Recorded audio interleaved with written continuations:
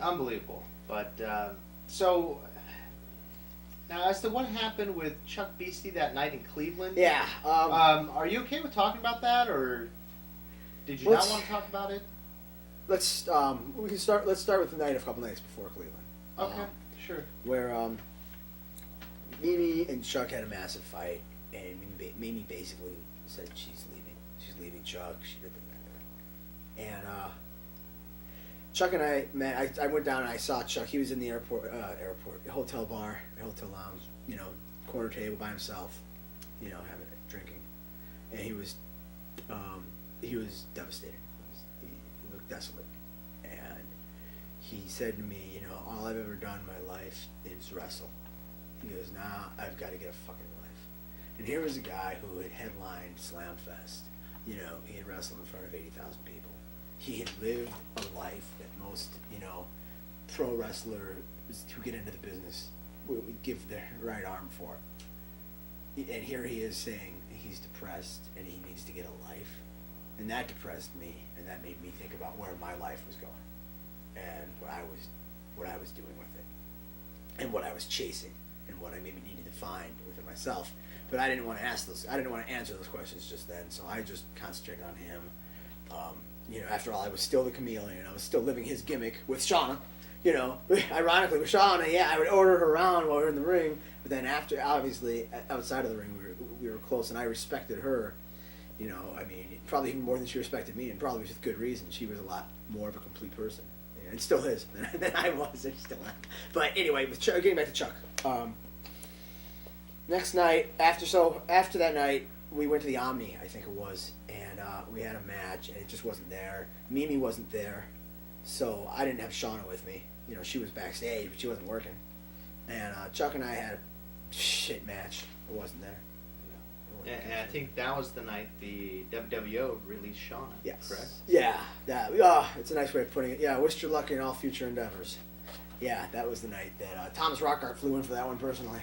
And that was also the night where Shauna kind of called me on the carpet and pointed out to me that, what I was saying before, like I was basically a functional drug addict. I was scared of myself, and that was a huge problem for me at the time. That's what I was doing. I was on this path. I was on this trajectory, and she just called me on it. She said, it's more in the book. It's something I don't really need to go into here, but she let me know in no uncertain terms what she thought of me, and it wasn't pretty. Let's put it that way. Yeah. Not that way. And I believe. And she left. And then she left. Oh, she left. Oh yeah, she was fired. Yeah. She was fired by Thomas. Yeah, she had nobody to stick around. Mimi was gone. So she left. She followed suit. She said, "Screw you, chameleon." And left. Yeah. And so the next night, it's Cleveland. Mm-hmm. We've done that spot so many fucking times. It was Chuck and I had talked earlier that day, and he told me he was probably going to be quitting, but he said to me, it was weird. I got that. Well, he said, I'm proud of you. You're a great wrestler. I love working with you. And that was it was weird. It was like, that was kind of what I was looking for all these years in a way. And when it came, it didn't mean as much as I thought it would. It was weird. It was one of those moments where one of the things you wish for, it happens, and it's not quite, it wasn't what you think it's going to be.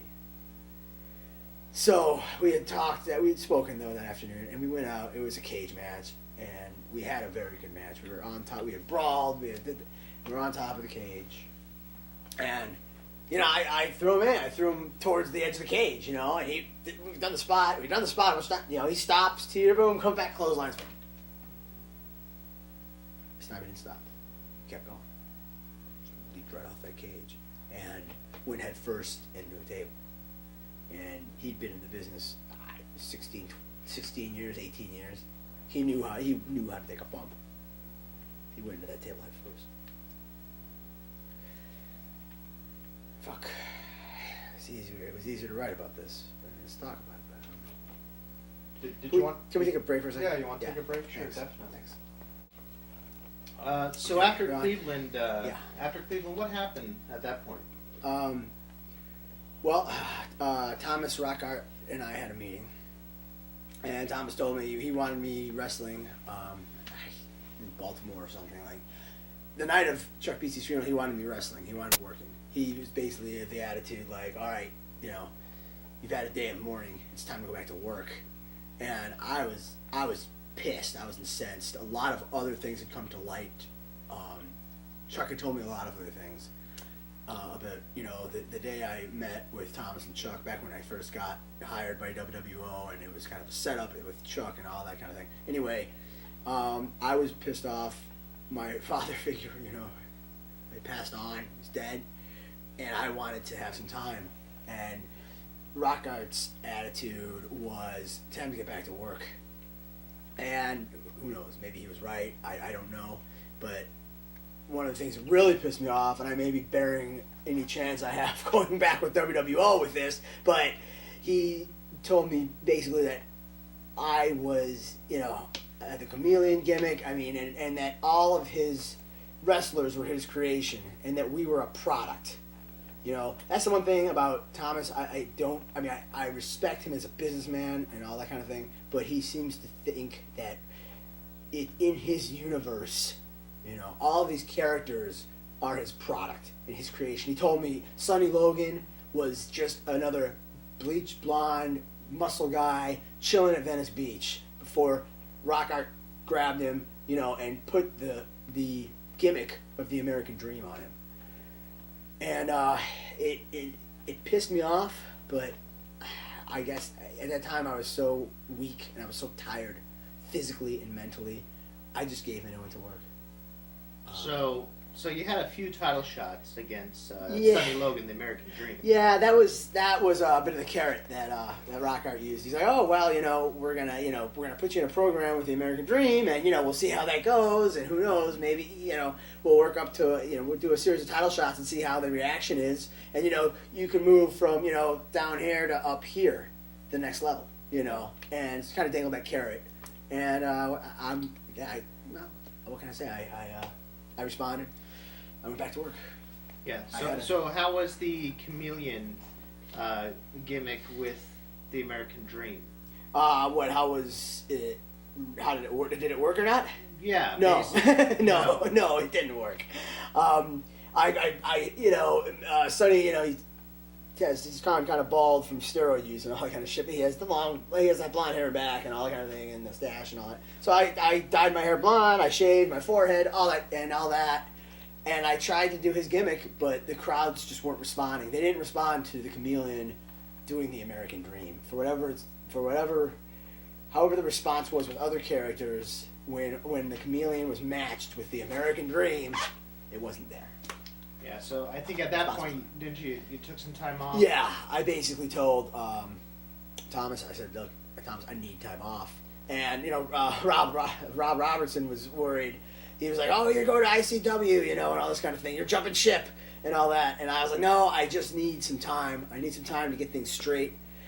And I needed some time to confront myself and to visit some people, which I did. I visited, I ran Staffer, and I visited Shauna. But the first thing I did was detox.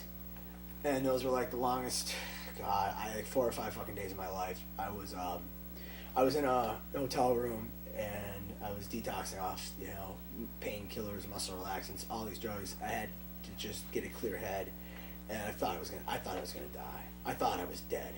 I woke up and I thought I was in hell. So that was something I needed to go through. And like I said, I had to visit some people. I visited BJ. I went on kind of a journey. I kind of got lost for a couple weeks. And the thing with Shauna?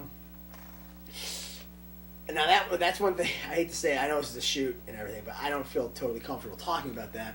The book's just come out and all, and it'll be made public. But let's just say, she was living a gimmick as well. It turns out. So if I say any more, I'll be in trouble and she'll kick my ass. So let's just leave it at that for now. And the book's out and it's there. Yeah, definitely.